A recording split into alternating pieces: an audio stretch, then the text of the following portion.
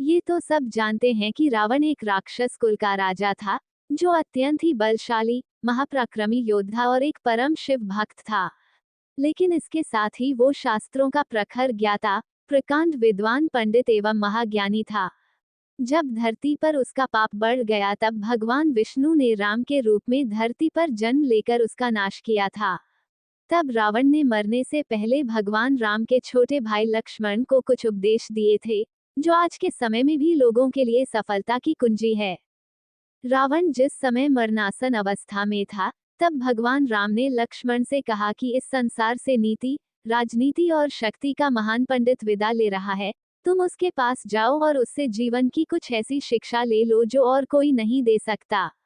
राम की बात मानकर लक्ष्मण मरणासन अवस्था में पड़े रावण के सिर के पास जाकर खड़े हो गए। लक्ष्मण काफी देर तक रावण के सिर के पास खड़े रहे, लेकिन रावण ने उनसे कुछ नहीं कहा। इसके बाद लक्ष्मण वापस लौट आए और प्रभु श्री राम से सारी बातें बताई।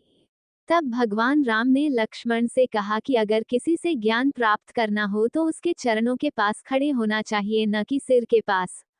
ये बात सुनकर लक्ष्मण वापस रावण के पास गए और उसके पैरों के पास खड़े हो गए। उस समय महापंडित रावण ने लक्ष्मण को 5 ऐसी बातें बताई जो जीवन में सफलता की कुंजी है। रावण का पहला उपदेश ये था कि इंसान को कभी भी अपने शत्रु को खुद से कमजोर नहीं समझना चाहिए, क्योंकि कई बार जिसे हम कमजोर समझते हैं वही हमसे ज्यादा ताकतवर साबित हो जाता है। रावण का दूसरा उपदेश था, खुद के बल का दुरुपयोग कभी भी नहीं करना चाहिए। घमंड इंसान को ऐसे तोड़ देता है जैसे दांत किसी सुपारी को तोड़ता है। रावण का तीसरा उपदेश था, इंसान को हमेशा अपने हितैषियों की बातें माननी चाहिए, क्योंकि कोई भी हितैषी अपनों का बुरा नहीं चाहता। रावण का चौथा उपदेश था, हमें शत्रु और मित्र की हमेशा पहचान करनी चाहिए।